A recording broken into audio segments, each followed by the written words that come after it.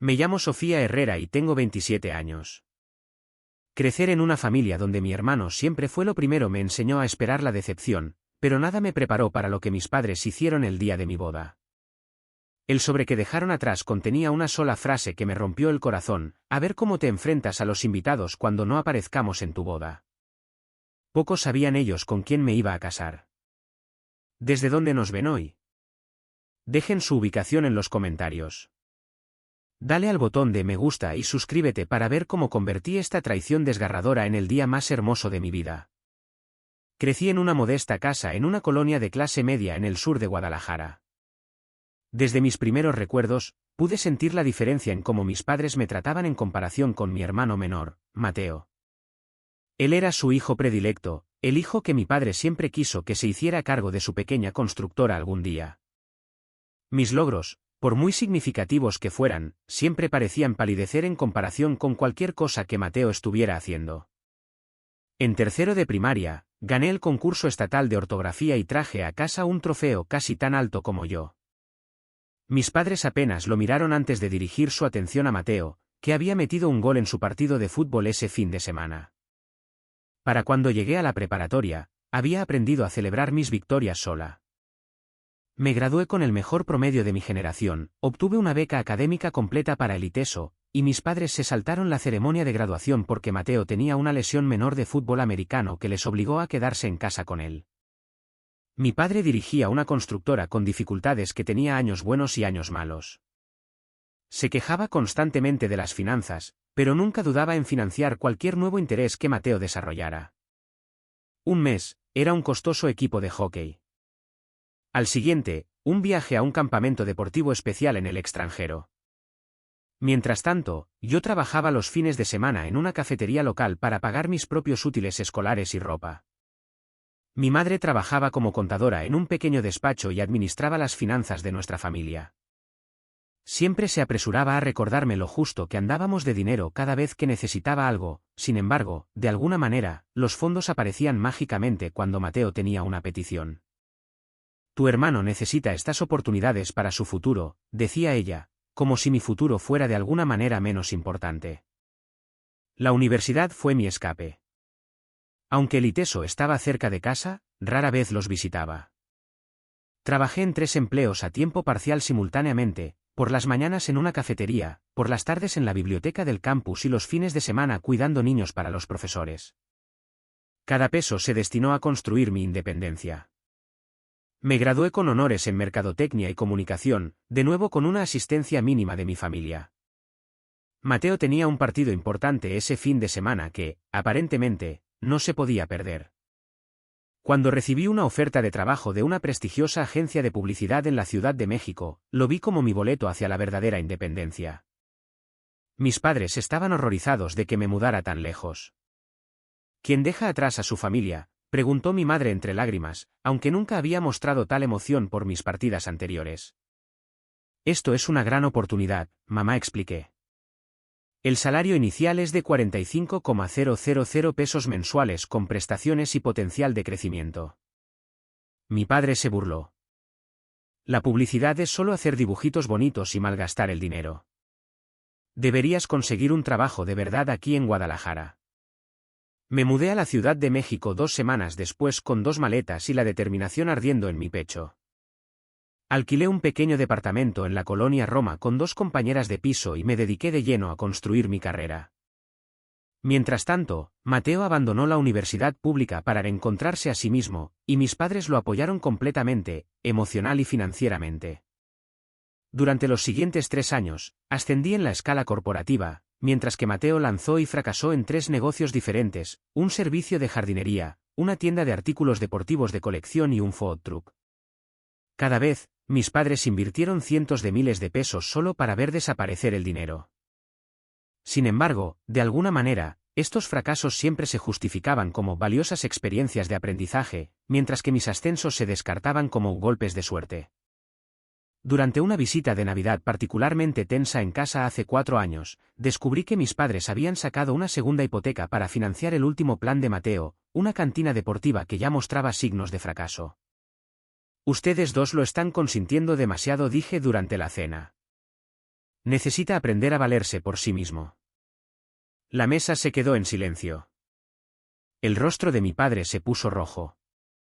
No tienes ningún derecho a juzgar nuestras decisiones familiares cuando nos abandonaste por tu vida de lujo en la CDMX. No abandoné a nadie, respondí con calma. Construí una vida para mí, que es lo que se supone que deben hacer los adultos. Mi madre se echó a llorar. Mateo salió furioso y yo volé de regreso a la CDMX a la mañana siguiente en lugar de quedarme el fin de semana planeado. Nuestra comunicación se volvió aún más tensa después de eso. Las llamadas en días festivos se hicieron más cortas, las visitas más incómodas y la distancia emocional entre nosotros se convirtió en un abismo que parecía imposible de salvar. A pesar de todo esto, en algún lugar muy dentro de mí, todavía anhelaba su aprobación, su amor. Continué enviando regalos de cumpleaños, tarjetas de Navidad y actualizaciones ocasionales sobre mi vida. Sus respuestas siempre eran breves y se centraban más en las últimas actividades de Mateo que en cualquier cosa que yo compartiera. Para cuando cumplí 26 años, había sido ascendida a directora de cuentas en mi agencia, tenía mi propio departamento en Polanco y había construido un círculo de amigos leales que se convirtieron en la familia de apoyo que siempre había anhelado. Había aprendido a encontrar la felicidad sin la validación de mis padres, pero la herida de su favoritismo nunca sanó por completo. Poco sabía que mi vida estaba a punto de cambiar drásticamente y que la dinámica familiar a la que me había acostumbrado se pondría a prueba de formas que nunca imaginé. Fue en la gala anual de beneficencia del Hospital Infantil donde conocí a Alejandro Garza. Mi agencia había sido contratada para organizar el evento, y yo corría de un lado a otro asegurándome de que todo estuviera perfecto cuando, literalmente, choqué con él cerca de las mesas de la subasta silenciosa. Lo siento muchísimo, me disculpé, mortificada por haber derramado una pequeña gota de agua en su saco, claramente caro. Él sonrió cálidamente. No ha pasado nada. Aunque creo que podrías haberme salvado de pujar por ese jarrón horrible que estaba mirando solo por cortesía. Su risa fácil y la calidez genuina en sus ojos azules hicieron que algo revoloteara en mi pecho. Nos presentamos, y cuando dijo que se llamaba Alejandro, simplemente pensé que era uno de los muchos donantes importantes que asistían a la gala. Hizo preguntas inteligentes sobre la causa y parecía genuinamente interesado en mi trabajo de coordinación del evento. ¿Cenarías conmigo alguna vez?, preguntó mientras la noche terminaba. Prometo no ponerme nada que muestre manchas de agua. Acepté, y fijamos una cita para la semana siguiente. Sugirió un pequeño restaurante italiano en La Condesa, no el establecimiento de lujo que podría haber esperado de alguien que asiste a una gala tan prestigiosa. Aprecié la elección discreta. Durante esa primera cena, Alejandro fue atento y cautivador. Me dijo que trabajaba en desarrollo inmobiliario, pero rápidamente desvió la conversación hacia mi carrera e intereses.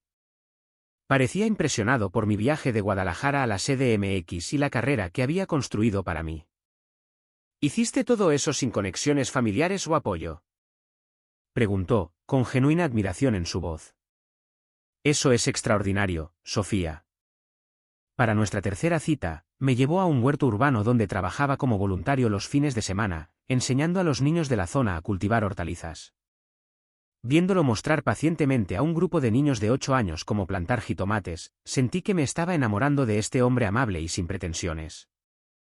Alejandro conducía un auto bueno pero discreto, vivía en un departamento cómodo pero no ostentoso y siempre sugería restaurantes de precios razonables para nuestras citas. 6 meses después de iniciar nuestra relación, estaba profundamente enamorada del hombre considerado y trabajador que creía que era. Entonces llegó la noche que lo cambió todo. Alejandro me invitó a una recaudación de fondos en el Museo Nacional de Antropología. Cuando llegamos, el personal lo saludó con una deferencia inusual. Durante la velada, el jefe de gobierno de la Ciudad de México se detuvo a charlar con él personalmente, y varios líderes empresariales prominentes lo trataron como a un amigo cercano. Confundida, susurré, Alejandro, ¿por qué todo el mundo aquí te conoce?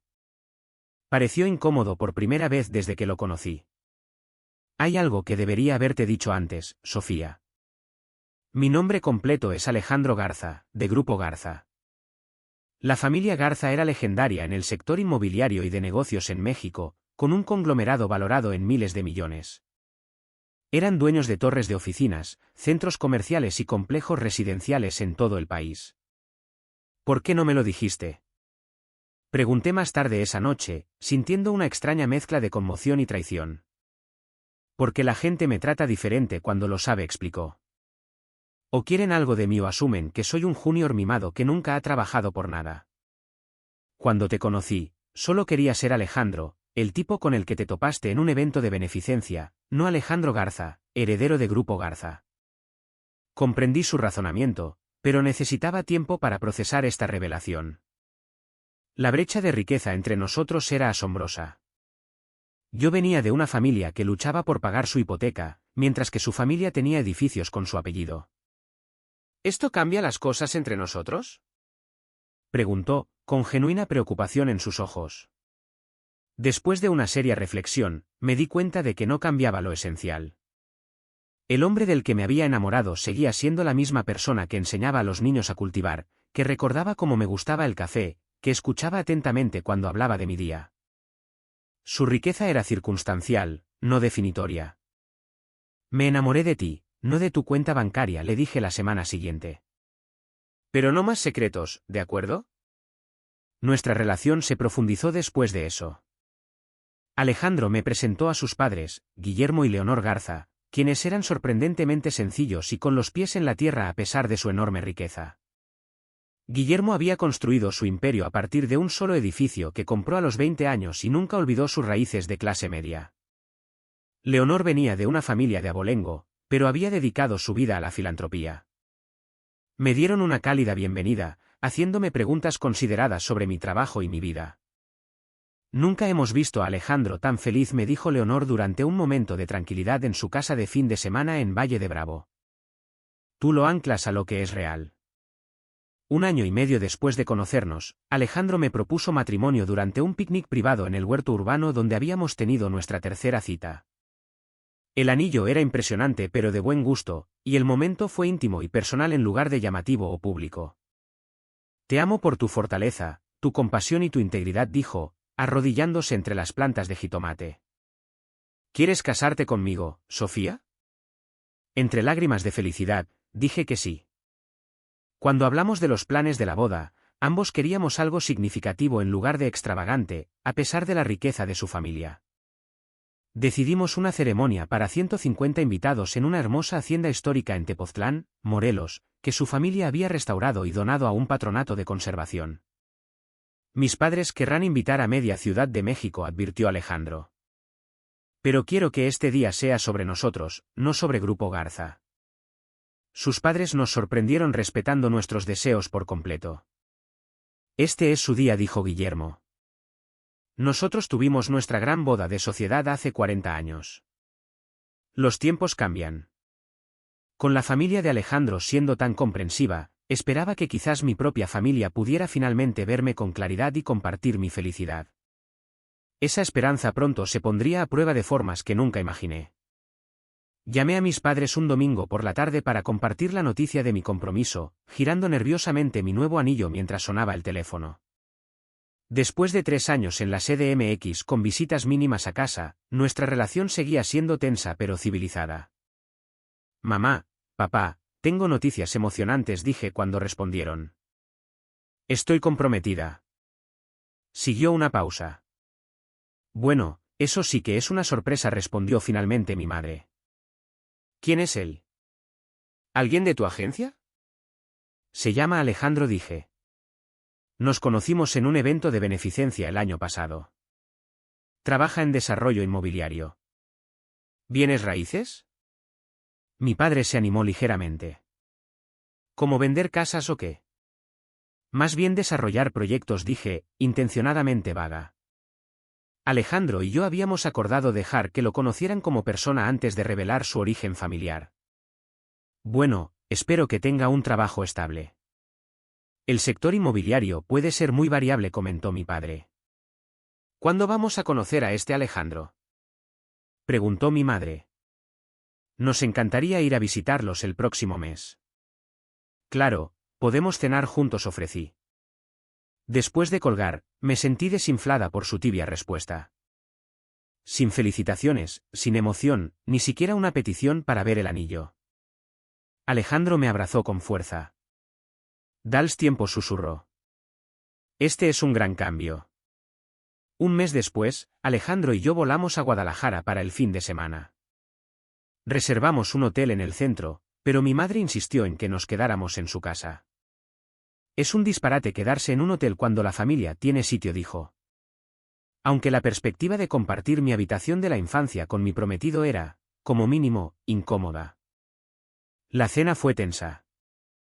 Mis padres acribillaron a Alejandro con preguntas sobre sus ingresos y perspectivas de carrera, mientras que mi hermano Mateo, ahora de 25 años y trabajando esporádicamente en una tienda de deportes después de su tercer negocio fallido, hacía comentarios sarcásticos. Así que, ¿lograste pescar a un mi rey de la capital, eh? Sonrió Mateo con sorna durante el postre. Siempre apuntando más alto que el resto de nosotros. Alejandro manejó la situación incómoda con gracia, respondiendo a sus preguntas honestamente sin revelar la riqueza de su familia. Habló sobre su pasión por el desarrollo urbano sostenible y su trabajo voluntario en huertos comunitarios. Todo eso suena muy bonito, dijo mi madre con desdén, pero no muy práctico. ¿Cómo planeas mantener a una familia? Antes de que Alejandro pudiera responder, intervine. A Alejandro le va muy bien en lo que hace, mamá. Estamos financieramente seguros. La visita del fin de semana terminó sin que se estableciera una conexión real. Mientras nos preparábamos para irnos, mi madre me llevó a un lado. Parece un buen chico, Sofía, pero ¿estás segura de esto? Siempre tuviste planes tan ambiciosos. El matrimonio puede limitar las opciones de una mujer. La ironía de su preocupación después de años de minimizar mis ambiciones no pasó desapercibida. Estoy segura, mamá. Alejandro apoya mi carrera por completo. 2 meses después, invitamos a mi familia a la Ciudad de México para continuar con la planificación de la boda. Esta vez, organizamos la cena en el penthouse de la familia Garza con vistas al bosque de Chapultepec, decidiendo que era hora de ser transparentes sobre los antecedentes de Alejandro. La transformación en la actitud de mis padres fue inmediata y perturbadora cuando se dieron cuenta de que estaban en la casa de Guillermo Garza, cuyo nombre reconocían de revistas de negocios como Expansión y Forbes México. Nunca nos dijiste que Alejandro era un Garza, me siseó mi madre cuando me encontró sola en la cocina. Su tono era de acusación en lugar de felicidad por mí. Quería que lo conocieran como persona primero, expliqué. A partir de ese momento, el interés de mis padres en la boda aumentó drásticamente. De repente, mi madre tenía opiniones sobre las flores, los lugares y las listas de invitados. Mi padre comenzó a mencionar el espíritu emprendedor de Mateo a Guillermo en cada oportunidad. Mi hijo tiene este concepto increíble para un centro de entrenamiento deportivo, le dijo al padre de Alejandro durante la cena. Solo necesita inversores que puedan ver su visión. Observé con vergüenza cómo mi familia se transformaba en personas que apenas reconocía, adulando a los Garza y lanzando indirectas sobre oportunidades de negocio. 3 meses antes de la boda, mi madre llamó con una lista de 20 invitados adicionales que quería invitar, en su mayoría contactos de negocios de mi padre y parientes lejanos que nunca antes habían mostrado interés en mi vida. Mamá, acordamos una boda pequeña. La hacienda no tiene capacidad para más gente. Pero estas son conexiones importantes, Sofía.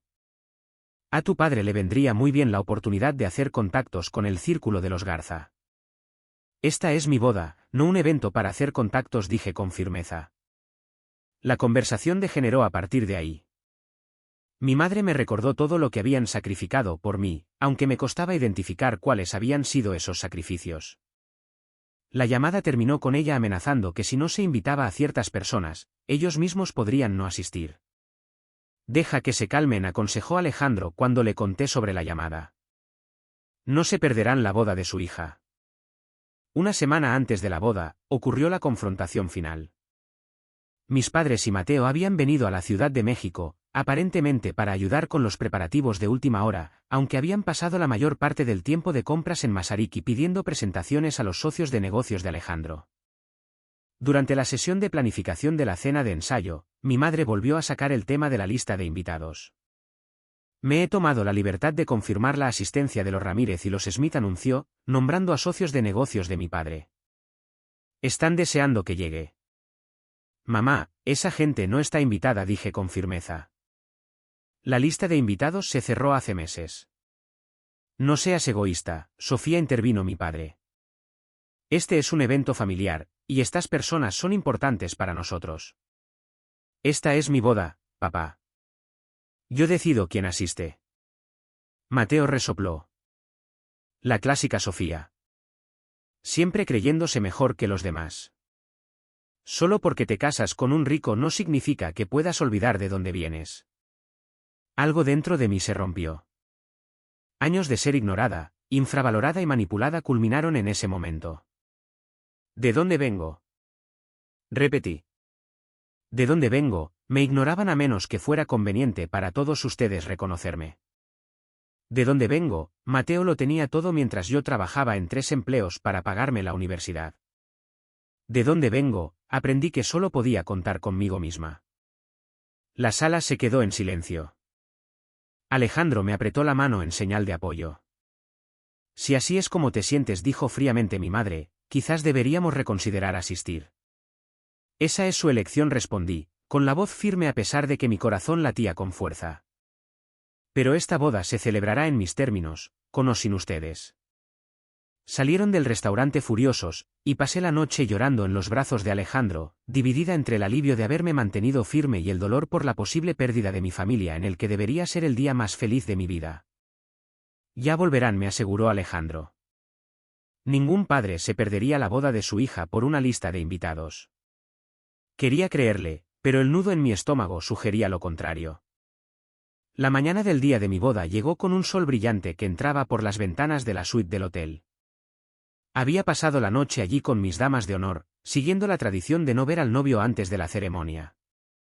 La emoción revoloteaba en mi estómago al pensar en casarme con Alejandro en solo unas horas. Bat estaba teñida de ansiedad por la situación de mi familia. Después de nuestra discusión, mis padres y Mateo habían mantenido un frío silencio. Se habían registrado en su hotel hacía 3 días y habían asistido a la cena de ensayo con una cortesía rígida. Había esperado que el ambiente festivo pudiera descongelar las relaciones, pero se mantuvieron distantes. Aún así, estaban aquí, y eso contaba para algo. A las 9:30 de la mañana, mi dama de honor principal, Regina, llamó a la habitación de hotel de mis padres para coordinar el transporte a la hacienda donde nos prepararíamos juntas. Qué raro, dijo, colgando el teléfono. No contestan. Prueba en la habitación de Mateo, sugerí, tratando de ignorar la creciente inquietud en mi pecho. De nuevo, sin respuesta. Probablemente fueron a desayunar, razoné, aunque la duda se coló en mi voz. O tal vez ya están de camino a la hacienda. 1 hora más tarde, aún sin noticias de mi familia, llamé directamente a la recepción del hotel. Lo siento, señorita Herrera, pero parece que los huéspedes de esas habitaciones se marcharon temprano esta mañana, sobre las 5 de la madrugada. Me informó el recepcionista. El mundo pareció inclinarse bajo mis pies. Eso no puede ser. Hoy es mi boda. Son mi familia. Regina me rodeó con el brazo mientras el recepcionista confirmaba que sí, las habitaciones habían sido desocupadas y me habían dejado un mensaje en la recepción. Mientras mis damas de honor intercambiaban miradas preocupadas, Regina se ofreció a ir al hotel a recoger el mensaje. Los 30 minutos que estuvo fuera parecieron años, mi mente repasando posibilidades, cada una peor que la anterior. Cuando Regina regresó, su expresión me lo dijo todo antes incluso de entregarme el sobre. Con los dedos temblorosos, lo abrí y leí la única frase escrita con la letra precisa de mi madre: a ver cómo te enfrentas a los invitados cuando no aparezcamos en tu boda. Una pequeña nota había sido sujetada con un clip, explicando que habían decidido usar el dinero que habían reservado para el nuevo negocio de Mateo para hacer un viaje familiar improvisado a París, ya que estaba claro que yo ya no valoraba su presencia en mi vida. El dolor que me atravesó fue diferente a todo lo que había experimentado. No era solo que me hubieran abandonado el día de mi boda, sino la crueldad calculada de su acción, diseñada para humillarme delante de todos los que conocía. Habían cronometrado su partida para que lo descubriera demasiado tarde para hacer arreglos alternativos. No puedo creer que hayan hecho esto, susurré, con las lágrimas a punto de brotar. ¿Quién le hace esto a su propia hija? Regina me quitó la nota de las manos temblorosas. Esta gente no merece tus lágrimas, Sofía. No hoy. Pero, ¿qué pensarán todos? Pregunté, imaginando los susurros, la lástima, los asientos vacíos donde debería estar mi familia, el baile de padre e hija, las fotos familiares, todas las tradiciones. Llama a Alejandro, instó Regina suavemente. Él necesita saber. Entre lágrimas, le expliqué la situación a mi futuro esposo. Sin dudarlo, dijo, voy para allá. Pero da mala suerte. No me importan las supersticiones. Tú me necesitas, y yo te necesito a ti. Nada más importa. 20 minutos después, Alejandro llegó a mi suite del hotel, guapo con sus pantalones de traje y su camisa, la corbata suelta alrededor del cuello. Cuando me vio, todavía en bata y con las mejillas manchadas de lágrimas, me envolvió en sus brazos. Lo siento mucho, Sofía murmuró en mi pelo. No puedo creer que te hayan hecho esto. ¿Qué vamos a hacer? Pregunté, con voz débil. Todo el mundo hablará de que mi propia familia no vino. Alejandro me tomó la cara entre sus manos. Escúchame. Hoy sigue siendo nuestro día. Nada ni nadie puede quitarnos eso. Tenemos gente que nos quiere esperando para celebrar. Mis padres te adoran. Tus amigos están aquí. Esa es nuestra verdadera familia. Mientras procesaba sus palabras, Alejandro ya estaba haciendo llamadas, primero a sus padres, explicando la situación, luego a la wedding planner para hacer ajustes en la ceremonia. Guillermo y Leonor Garza llegaron al hotel en menos de una hora. Leonor tomó inmediatamente el control de la manera amable pero eficiente que la había convertido en una filántropa legendaria. Sofía, cariño, dijo, tomando mis manos entre las suyas, sé que no podemos reemplazar a tus padres, pero Guillermo estaría honrado de llevarte al altar si se lo permites. Nuevas lágrimas brotaron de mis ojos, pero estas eran diferentes a las de antes. Me encantaría, logré decir. Y en cuanto a los deberes de la madre de la novia, continuó con una cálida sonrisa, estaría encantada de ayudarte a prepararte si te parece bien. Por primera vez desde que descubrí la nota, sentí un destello de esperanza de que el día podría no estar arruinado después de todo. Mientras me sentaba en el tocador mientras la estilista hacía su magia, Leonor compartió historias sobre sus propios nervios el día de su boda y sobre Alejandro de niño. Me ayudó a ponerme el vestido, me aseguró el velo y me abrochó el collar de perlas de mi abuela alrededor del cuello con tal ternura maternal que casi olvidé el desengaño de la mañana. Estás absolutamente preciosa, dijo, con los ojos empañados. Alejandro es el hombre más afortunado del mundo hoy. Justo cuando nos preparábamos para ir a la hacienda, llamaron a la puerta. Regina abrió y reveló a una mujer de unos 60 años con unos ojos familiares que coincidían con los míos. La tía Diana, la hermana de mi madre, a quien no había visto en años debido a una disputa familiar, estaba en la puerta con una pequeña bolsa de regalo. Me enteré por ahí que te casabas hoy, dijo. Luego recibí una llamada muy inesperada de un joven llamado Alejandro que pensó que quizás querría estar aquí. Miré a Alejandro asombrada. Había localizado a mi tía distanciada sin decírmelo. No me perdería la boda de mi sobrina favorita, continuó la tía Diana, acercándose para abrazarme, especialmente cuando me enteré de lo que hicieron tus padres. Algunas personas nunca cambian, desafortunadamente. Con mis futuros suegros y mi tía brindándome el apoyo familiar que siempre había anhelado, sentí que mi ánimo se levantaba. La boda seguiría adelante, y quizás sería aún más significativa de lo que había imaginado. Cuando llegamos a la hacienda para la ceremonia, había pasado del shock y la desesperación a una extraña sensación de calma y determinación. Los hermosos jardines estaban adornados con rosas blancas y hortensias, exactamente como lo había imaginado. Los invitados ya estaban sentados en el jardín donde se llevaría a cabo la ceremonia. En la suite nupcial, rodeada de mis damas de honor, la tía Diana y Leonor, sentí una oleada de gratitud que eclipsó momentáneamente mi dolor. ¿Estás lista para esto?, preguntó Regina, ajustándome el velo por última vez. Más lista que nunca, respondí con una nueva certeza. La coordinadora de la boda asomó la cabeza. Todos están sentados y, bueno, hay algunos medios de comunicación afuera. Aparentemente, alguien de la prensa rosa les avisó de que los Garza están aquí. Esto fue inesperado. Aunque la familia de Alejandro era prominente, habíamos trabajado duro para mantener la boda en privado. Leonor suspiró. Lo siento mucho, Sofía. Los reporteros de sociales siempre se enteran de alguna manera. Guillermo ha pedido a seguridad que los mantengan en el perímetro. Está bien, le aseguré. Que tomen sus fotos desde la distancia. No tengo nada que ocultar hoy. Cuando la música comenzó, señalando que era hora de que comenzara la procesión, Guillermo apareció en la puerta de la suite nupcial. Guapo en su smoking con una flor blanca en el ojal, me ofreció su brazo. Es un honor sustituir hoy, Sofía dijo amablemente, aunque sé que no es así como imaginabas el día de tu boda. Gracias por estar aquí, respondí, conteniendo las lágrimas.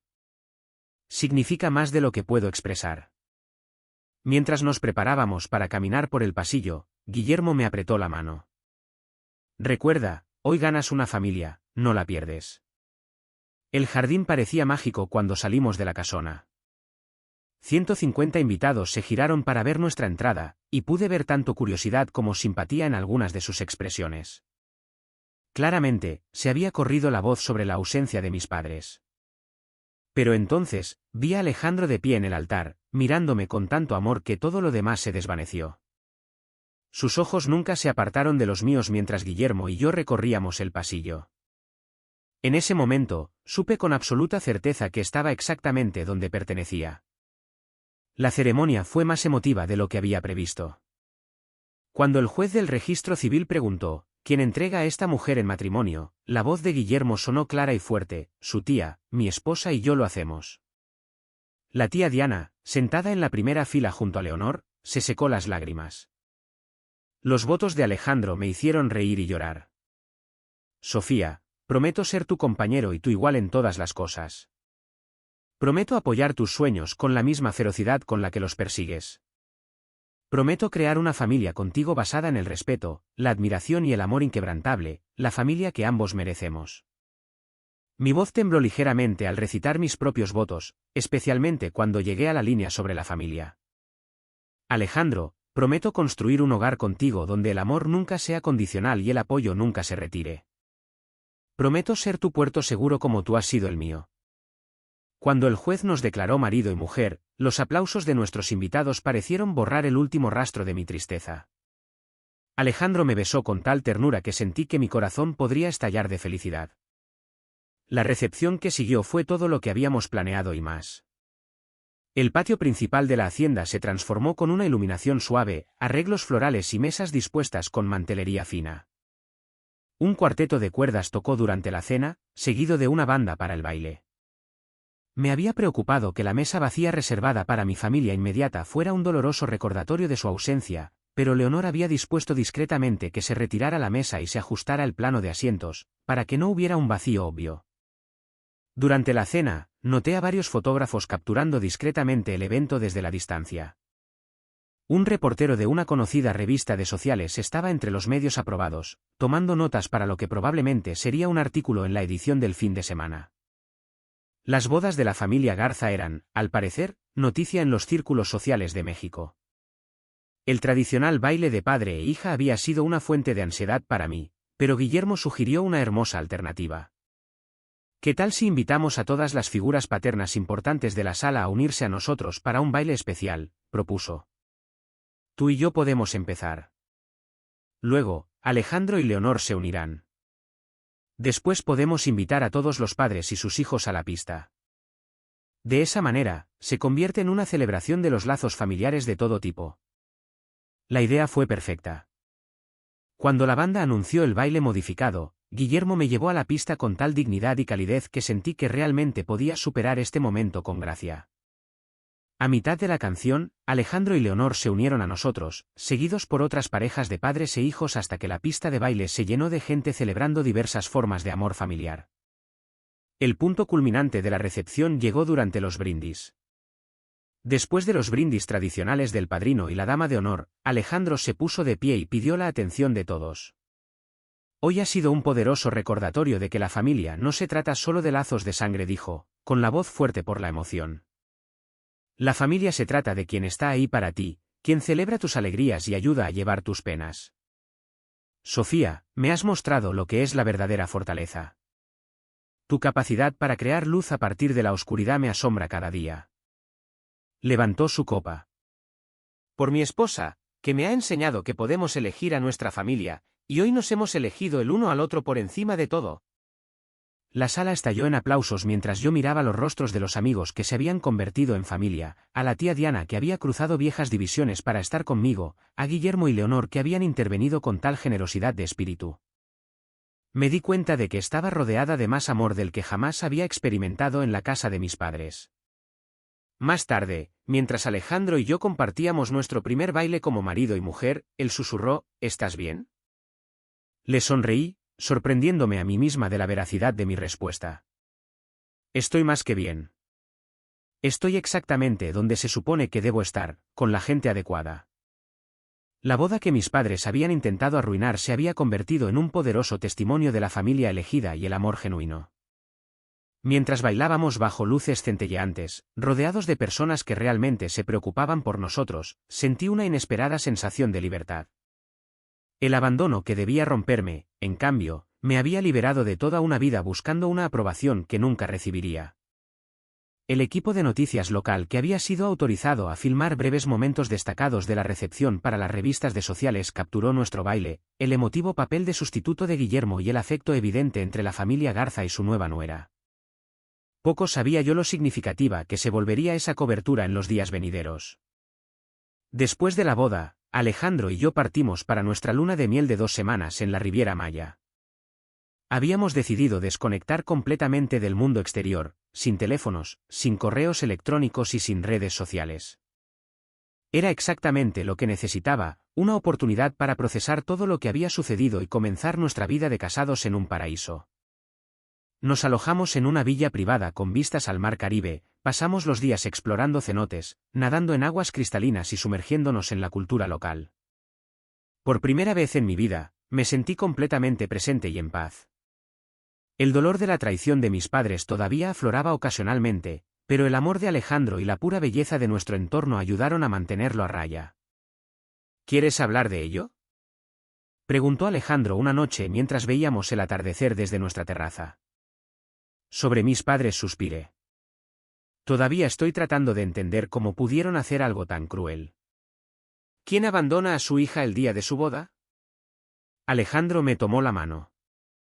Gente que está tan consumida por sus propios deseos que no pueden ver el dolor que causan a los demás. Dice todo sobre ellos y nada sobre ti.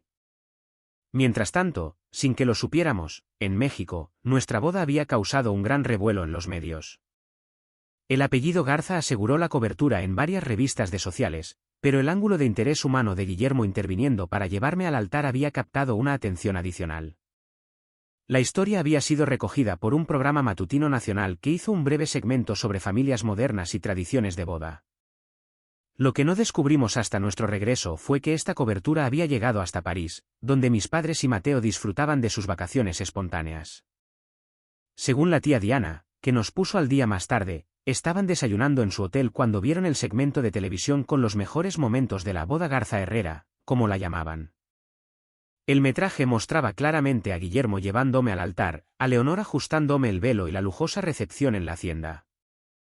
El reportero mencionó que los padres de la novia no pudieron asistir, pero que la familia del novio había intervenido con una gracia extraordinaria. Mis padres intentaron contactarme de inmediato, llamando a mi teléfono móvil repetidamente. Según mi teléfono, que había vuelto a encender cuando aterrizamos en la Ciudad de México, habían llamado 65 veces durante nuestra luna de miel y habían dejado 27 mensajes de voz. Mateo había añadido otra docena de llamadas por su cuenta. El primer mensaje de voz era de mi madre, con la voz anormalmente aguda: Sofía, acabamos de ver tu boda en la televisión. Nunca nos dijiste que Alejandro era de esa familia Garza. Llámanos inmediatamente. Los mensajes posteriores iban desde exigencias de una explicación hasta expresiones poco convincentes de arrepentimiento por el malentendido sobre su ausencia. Ni una sola vez ofrecieron una disculpa genuina por lo que habían hecho. ¿Vas a devolverles la llamada?, preguntó Alejandro mientras nos instalábamos en nuestro nuevo departamento, un espacioso piso de 3 recámaras en un edificio propiedad de los Garza en Lomas de Chapultepec. Consideré la pregunta cuidadosamente. Todavía no. Necesito tiempo para decidir qué tipo de relación quiero tener con ellos en el futuro, si es que quiero alguna. Nuestra primera semana de vuelta de la luna de miel estuvo llena de notas de agradecimiento, desempaquetar regalos de boda y adaptarnos a la vida de casados. Entre los regalos había varios de socialites de la CDMX y socios de negocios de los Garza que habían asistido a la boda, incluido un impresionante jarrón de cristal del jefe de gobierno y su esposa. Estaba arreglando flores en ese jarrón cuando el portero llamó para anunciar que mis padres y mi hermano estaban en el vestíbulo, solicitando subir. ¿Simplemente aparecieron? ¿Sin llamar primero? Pregunté, con el corazón acelerado. ¿Qué quieres hacer? Preguntó Alejandro, poniendo su mano en mi hombro en señal de apoyo. Después de una profunda respiración, asentí. Déjalos subir. Tenemos que lidiar con esto tarde o temprano. Minutos después, mi familia estaba de pie torpemente en nuestra sala, observando el espacioso departamento con sus techos altos y vistas al bosque. Mi madre había intentado vestirse para la ocasión con lo que claramente era un nuevo atuendo de diseñador, mientras que mi padre y Mateo parecían incómodos con ropa casual de negocios. Sofía, comenzó mi madre, acercándose para un abrazo que no correspondí. Hemos estado muy preocupados. Nunca devolviste nuestras llamadas. Estaba de luna de miel, respondí con calma. La luna de miel que siguió a la boda en la que me abandonaron deliberadamente. Mi padre se aclaró la garganta. Parece que ha habido un malentendido. ¿Un malentendido? Repetí con incredulidad. Me dejaron una nota diseñada específicamente para herirme. Dijeron, y cito, a ver cómo te enfrentas a los invitados cuando no aparezcamos en tu boda. ¿Cómo se suponía que debía malinterpretar eso? Estábamos molestos, dijo mi madre a la defensiva. Te negaste a incluir a personas que son importantes para nosotros. Era el día de mi boda, dije, con la voz quebrándose ligeramente. El único día que debería haber sido sobre Alejandro y yo, y lo convirtieron en un juego de poder. Se hizo un silencio incómodo. Mateo se acercó a examinar una obra de arte en la pared, un regalo de boda de uno de los amigos de la familia de Alejandro. ¿Es un original?, preguntó, señalando la firma. Alejandro asintió. Sí, el artista es amigo de mis padres. Mateo silbó. Qué chido casarse con un rico. Ya es suficiente, espeté. Si vinieron aquí para disculparse, los escucho. Si vinieron por cualquier otra cosa, creo que deberían irse. La expresión de mi madre cambió a una que reconocí de la infancia, la mirada que usaba cuando intentaba suavizar situaciones desagradables. Por supuesto que lamentamos lo que pasó, cariño. Fue un terrible error. Estábamos tan dolidos por tu falta de voluntad para ceder. ¿Ceder? Intervino Alejandro, su voz normalmente tranquila, tensa de ira. Abandonaron a su hija el día de su boda. Intentaron humillarla deliberadamente. Eso no es una falta de comunicación o un error. Fue una decisión calculada. Mi padre se hinchó a la defensiva. Ahora escúchame, jovencito. No, escúcheme usted, respondió Alejandro con firmeza. No tiene idea de lo que Sofía pasó ese día. Gracias a Dios que tenía gente a su alrededor que realmente se preocupa por su felicidad. Los ojos de mi madre se entrecerraron ligeramente antes de forzar una sonrisa. Bueno, borrón y cuenta nueva. Somos familia, después de todo.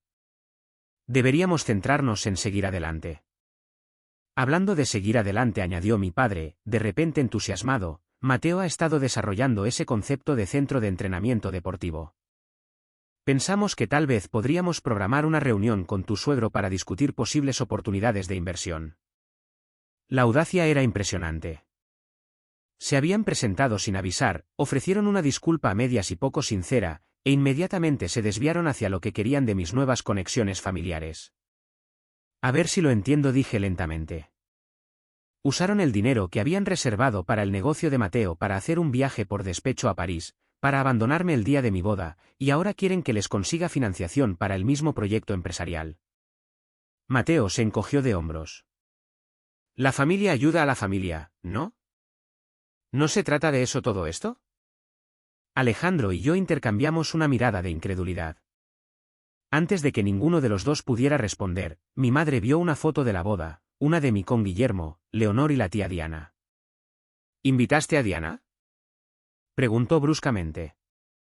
¿Después de todo lo que hizo? ¿Qué hizo exactamente la tía Diana, de nuevo? Pregunté. ¿No estar de acuerdo contigo sobre cómo papá manejó la herencia de la abuela? ¿Defenderse cuando intentaste controlar sus decisiones de vida? Porque desde mi punto de vista, esos no parecen pecados imperdonables. Has cambiado, me acusó mi padre. La Ciudad de México y esta gente rica te han cambiado. Negué con la cabeza. No he cambiado. Simplemente he aceptado finalmente lo que siempre supe en el fondo, que su amor era condicional. La única diferencia ahora es que ya no acepto esas condiciones. ¿Así que eso es todo? Preguntó mi madre. ¿Estás eligiendo a esta gente que apenas conoces por encima de tu propia familia? Estoy eligiendo rodearme de gente que se preocupa genuinamente por mi felicidad, la corregí. Estoy eligiendo el respeto por encima de la manipulación. Estoy eligiendo un amor que no viene con ataduras. ¿Y dónde nos deja eso a nosotros? Exigió mi padre. Los miré de verdad, quizás por primera vez, viéndolos claramente como las personas imperfectas y egoístas que eran, en lugar de los padres que siempre había deseado que fueran. Eso depende de ustedes, respondí honestamente. Si quieren una relación conmigo en el futuro, tiene que basarse en el respeto mutuo. No más favoritismos, no más manipulación, no más tratarme como si solo importara cuando les soy útil. ¿Y si queremos conocer a la familia de Alejandro? Preguntó Mateo, con una intención transparente. Eso no va a pasar, declaró Alejandro con firmeza. Mi familia no es una oportunidad para hacer contactos. La visita terminó poco después con despedidas tensas y sin una resolución real. Cuando la puerta se cerró detrás de ellos, me apoyé en ella, emocionalmente agotada. ¿Estás bien?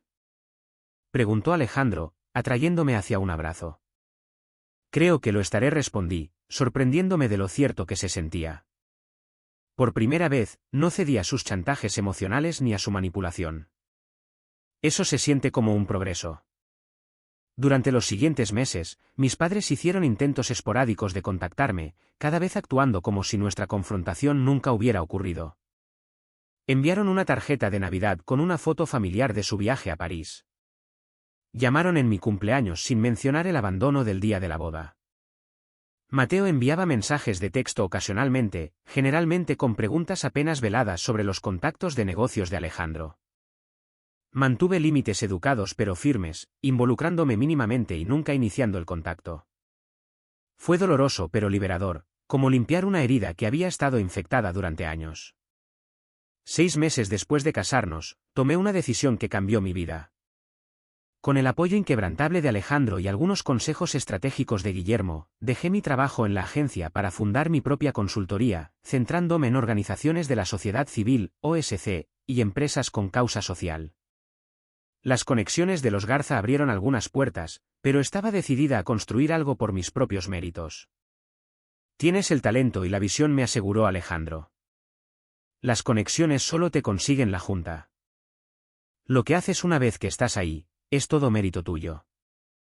Mi primer cliente importante fue una fundación que trabajaba para apoyar a estudiantes universitarios de primera generación, proporcionando becas y mentoría. La causa resonó profundamente con mi propia experiencia de navegar la educación sin apoyo familiar. Desarrollamos una campaña que aumentó sus donaciones en un 40% en el primer trimestre. A medida que mi negocio crecía, me encontré estableciendo límites también en otras áreas de mi vida. Rechacé invitaciones a eventos en los que se esperaba que desempeñara el papel de la esposa de Garza en lugar de ser reconocida por mis propios logros. Leonor apoyó esto por completo. Pasé mis primeros 10 años como esposa de Guillermo siendo presentada como la señora de Garza, antes de encontrar mi propio camino en la filantropía, me confió. Defiende tu lugar ahora, y nunca te arrepentirás. Mi relación con mis padres siguió siendo complicada. Establecimos un patrón de llamadas telefónicas en días festivos y correos electrónicos ocasionales, pero la intimidad emocional que debería existir entre padres e hijos nunca se desarrolló. Acepté esto con una mezcla de tristeza y alivio, entendiendo que algunas relaciones tienen limitaciones inherentes. Mateo continuó lanzando negocios que inevitablemente fracasaban, y mis padres continuaron rescatándolo. Cuando ocasionalmente insinuaban que necesitaban ayuda financiera, les ofrecí pagar servicios de asesoría financiera en lugar de darles dinero directamente. Siempre se negaban. No puedes ayudar a la gente que no quiere cambiar, me recordó la tía Diana durante uno de nuestros almuerzos, ahora regulares. Tus padres han estado desempeñando los mismos papeles durante 30 años. No saben ser diferentes. Encontrar a la tía Diana había sido una bendición inesperada del desastre de la boda. Ella había reconstruido su vida después de conflictos similares con mi madre años atrás, y su perspectiva me ayudó a navegar mi propio proceso de sanación. La parte más difícil de establecer límites con la familia, me dijo, es aceptar que quizás nunca entiendan por qué necesitabas establecerlos en primer lugar. Un año después de nuestra boda, Alejandro y yo decidimos crear una fundación centrada en apoyar a jóvenes adultos de entornos familiares difíciles. Financiamos becas, asistencia para la vivienda y servicios de terapia para personas en transición de entornos domésticos tóxicos a la vida adulta independiente. A través de este trabajo, conecté con otras personas que habían tenido experiencias similares de distanciamiento familiar o amor condicional. Cada historia reforzó que no estaba sola, que la disfunción familiar adopta muchas formas y que la sanación es posible incluso cuando la reconciliación no lo es. Has convertido tu dolor en un propósito, me dijo un joven becario. Esa es la respuesta más poderosa al dolor que puedo imaginar. 18 meses después de casarnos, Alejandro y yo descubrimos que estábamos esperando un bebé. La alegría que sentimos se vio atenuada por preguntas complejas sobre cómo nuestro hijo se relacionaría con los 4 abuelos. Quiero que nuestro hijo conozca a tus padres, le dije a Alejandro una noche mientras hablábamos del futuro. Nos han mostrado cómo es una familia amorosa y solidaria. ¿Y tus padres?, preguntó suavemente. Suspiré. No los voy a excluir por completo, pero nunca dejaré a nuestro hijo solo con ellos, y nunca permitiré que jueguen a los favoritos o manipulen a nuestro hijo como lo hicieron conmigo. Cuando anunciamos el embarazo a ambas familias, el contraste en las respuestas fue revelador. Guillermo y Leonor enviaron flores, ofrecieron apoyo práctico sin sobrepasarse y hicieron preguntas consideradas sobre nuestros planes y preferencias. Mis padres inmediatamente comenzaron a hablar de su nieto y a hacer suposiciones sobre visitas y arreglos de cuidados sin consultarnos. Parecían ver el embarazo como un botón de reinicio automático en nuestra tensa relación. El bebé no borra el pasado, expliqué con firmeza durante una difícil llamada telefónica. Ser abuelos es un privilegio, no un derecho, y viene con la responsabilidad de respetarnos como padres. Esta conversación llevó a otro enfriamiento de las relaciones, pero me mantuve firme. Mi responsabilidad principal ahora era proteger a mi familia en crecimiento y crear un ambiente saludable para nuestro hijo. A medida que se acercaba mi fecha de parto, reflexionaba a menudo sobre el viaje que me había llevado a este punto. El día de la boda, que debería haber sido traumático, se había convertido en un poderoso punto de inflexión, obligándome a enfrentar patrones familiares que me habían causado dolor durante décadas. Nunca pensé que diría esto, le dije a Alejandro una noche mientras nos sentábamos en nuestra terraza viendo el atardecer sobre la Ciudad de México. Pero estoy casi agradecida por lo que hicieron mis padres. Si simplemente hubieran aparecido y seguido el juego, podría haber pasado años más tratando de ganar su aprobación o cambiar su comportamiento. Su peor momento te obligó a ver la verdad, observó Alejandro. Y a construir algo mejor, añadí, colocando su mano sobre mi vientre en crecimiento. Nuestro hijo nunca se preguntará si es amado. Nunca tendrá que ganarse nuestro apoyo o aprobación. Sabrá cada día que es suficiente, exactamente como es. La familia que estábamos creando no sería perfecta, pero estaría construida sobre la honestidad, el respeto y el amor incondicional, los regalos que mis padres nunca pudieron darme, pero que había encontrado con Alejandro, con sus padres, con la tía Diana y con la comunidad que habíamos construido a nuestro alrededor. La mayor lección del abandono del día de mi boda no fue sobre la venganza o cortar lazos. Fue sobre la libertad que viene con aceptar a las personas por quienes realmente son, no por quienes desearías que fueran. Fue sobre el poder de elegir tu propia familia y crear tu propia definición de amor. Cuando miro hacia atrás a esa dolorosa mañana en que encontré la nota de mis padres, ya no siento la punzada aguda del rechazo. En cambio, siento gratitud por la claridad que finalmente trajo. Algunas lecciones vienen envueltas en dolor, pero conducen a la sanación si somos lo suficientemente valientes como para abrazar su verdad. ¿Alguna vez han tenido que establecer límites con miembros de la familia que no podían respetar sus elecciones o han encontrado apoyo de fuentes inesperadas cuando aquellos que deberían haber estado ahí para ustedes no lo estuvieron? Compartan sus experiencias en los comentarios a continuación.